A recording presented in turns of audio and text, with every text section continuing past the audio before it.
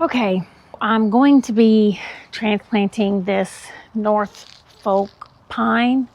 I've never transplanted one of these before, and I've never grown one of these before. This is my client's tree. I think it's always been in this pot, but I know since I've started, which is just over a year here, I think it's at least doubled in size. I don't remember it being more than like 3 or 4 feet tall, and now it's clearly over my head.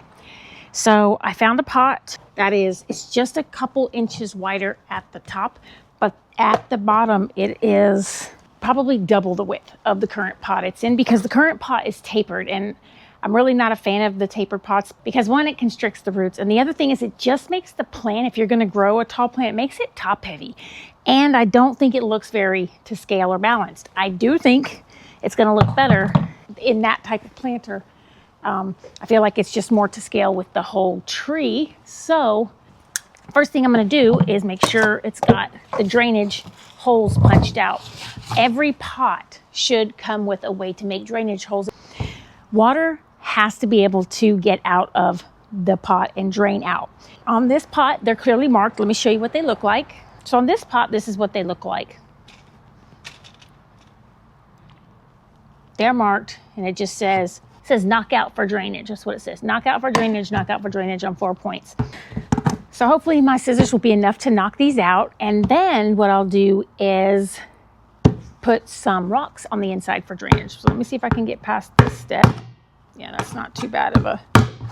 These are my awesome tough scissors. I don't know if everybody's scissors could do this, but these are my super strong chunky scissors. So they can do this without getting messed up. Okay. That's how they look after getting punched out.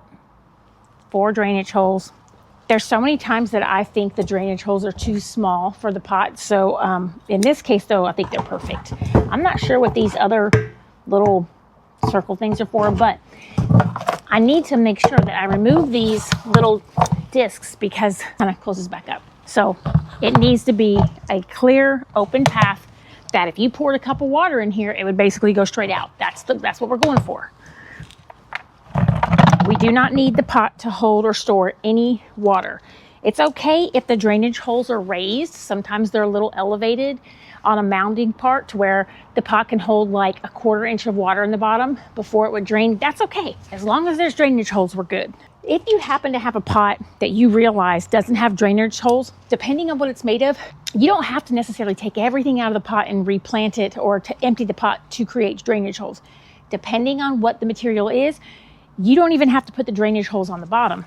You could put drainage right here. If there's a way you can screw in, tap in, whatever you need to do, you don't want to crack the pot. But, you know, even if it's metal, you can screw in at a certain part and just make sure you try to do it with 1 inch up. That should be plenty to create drainage holes. Now, if it's made of ceramic, it's for another video, but it is still possible.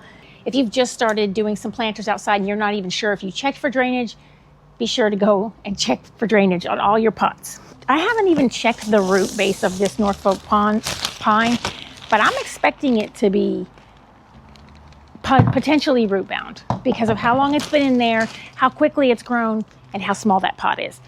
I hope I'm wrong, but if it is root bound, I probably am not going to know what to do. I know what I would do to many other plants, but since I don't have experience with this one, because some plants are really, really sensitive to having their roots disturbed at all. Before I even look, I'm just going to do a quick research to see if their roots are sensitive to being disturbed, because knowing that is going to totally change how aggressive I am with this transplant.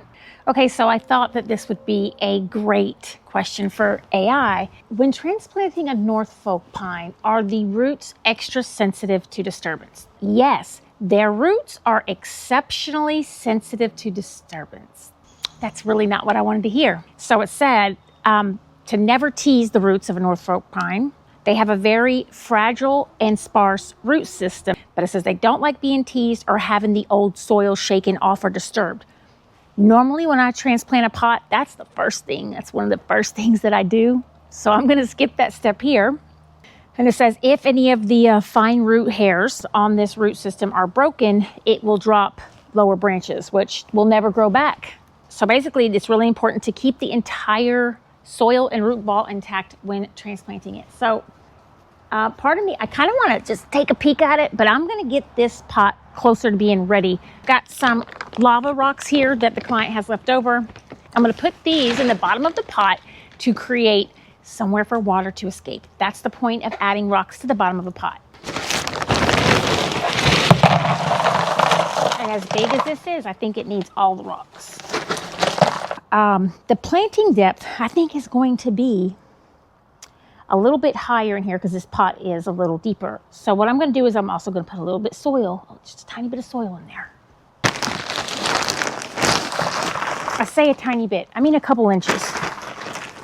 This soil is very organic. I think this is going to be just enough to bring it to the height I need. Now, I'm also making a huge assumption that this is going to slide right out.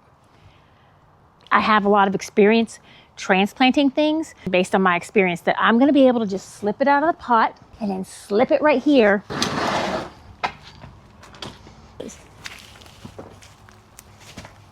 Okay, it does not want to come out. Oh my gosh. That tree is really, really in there. Way more than I expected. So let me do this.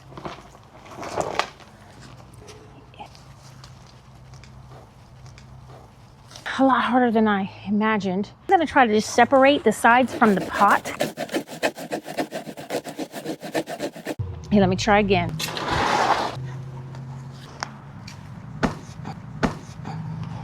No, it does not.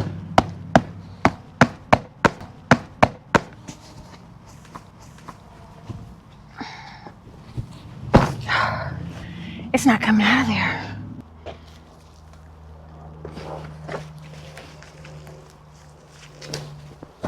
Yeah, no, it's not gonna go. See a part where it said to check the drainage holes. So I'm gonna do that. And it said not to pull on the trunk too much, but oh, well. Okay, there's hardly any drainage here. So I'm just gonna massage the pot. Kind of coming up with my own plan. Let's see if this made a difference. Nope, I think it's grown into the pot. It's over. I just have a big mess to clean up, that's all. Not even sure what to do now. Part of me wants to stick that pot in the new pot just so it looks better. I'm wondering if the client would care. I mean, the worst thing is, I don't think we'd see it. I think I might just put it in there for the fun of it.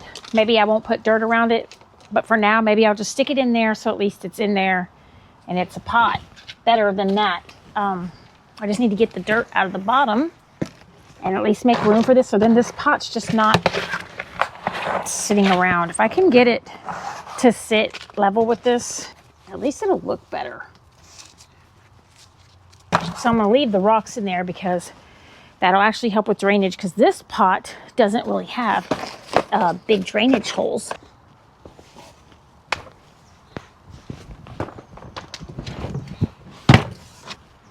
It won't even go inside. I thought that pot would fit. Dirt on the bottom or more rocks on the bottom so it could, because that doesn't look bad actually. That actually, I don't mind that look, but I think if there's nothing supporting the bottom, it'll break the pot. Because I don't think this is sitting on anything. I think it's dangling. But I will say this pot right here is not light. Okay, let me take this out. Okay, now, maybe it is sitting on those rocks. Okay, this is what I'm gonna do. I think it probably is sitting on the rocks because the rocks are to here. And this lip is really the same thickness. I'm gonna put it on these rocks on there. Then I'm gonna water it. And as long as water comes out of the bottom, I think that's as good as we can get. That's as much as we can hope for. trying to kind of center it with this window, just a little. I don't even know if I would post this video because this is a real disaster. That'd be my solution, at least until the client gets home. They may want to cut through, I don't know. They may just be happy with this pot forever because technically speaking, based on everything I've read about this, this pot has to be its forever home now because it is pot bound. It is adhered. The finer roots of this plant have adhered to the inside of the pot and meshed with it somehow. So I've had this happen, and normally I just carve out the roots and prune off the roots that I don't need, that are excess, and get the plant out. However, that would potentially kill this tree because it's so sensitive. So that's not an option here. At least I'm not doing it. So I've just got to muster up the energy to put it in there one more time.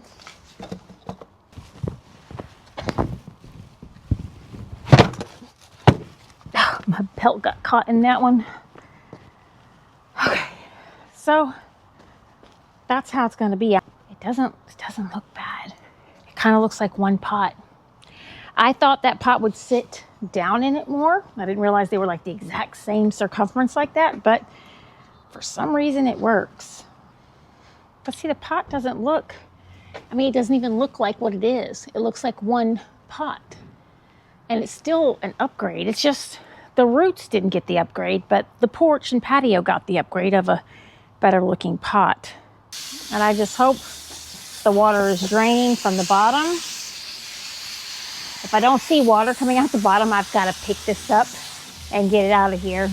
I hear something.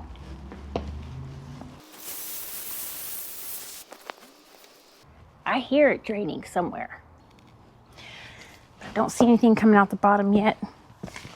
Maybe I'm just hearing water.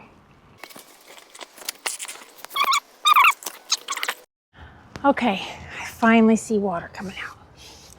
Right there. That is all I needed. I just need to know water is coming through the first pot and then draining out the second pot. There's one over here too. Okay, so that's good. We got drainage. Then that's the solution. I got water down the bottom, and that's how it's gonna go. This is officially the transplant from hell. That's what this is. It's the transplant from hell. And I would like to bring, I don't know, something else over here to brighten this up. There's some other pots. It needs to be something that doesn't need much sun because this is a full shade area. I think this would accent that plant and planter nicely. Okay, so I have a couple bricks that I'm just gonna get this off the ground. We find that Carex is a really amazing plant, and the way that it brightens up a shady spot is really nice, and it's an evergreen, so it doesn't have to be brought inside. But I just love the leaves of this Carex. This is called Feather Falls, this one. It's the white variegation. There's a yellow Carex and this one that I know of. This variegated version actually is more prominent and shows up even more when it's in shade, which is so unusual, but I love it for that. So this was propagated off of ones that I have at home. It's very easy to divide, so it's well worth the investment. I think they might be a little pricey, sometimes 10 bucks for a quart size or something like that, but with how many plants you can get off of it and the way the plant performs, to me, it's definitely worth that. There's not oftentimes you'll hear me say that for a $10 plant. So I hope you enjoyed this episode. If you have any questions or suggestions, please leave them in the comment section below. I love to hear about them, and I hope you'll join me again next time on Garden Beauty.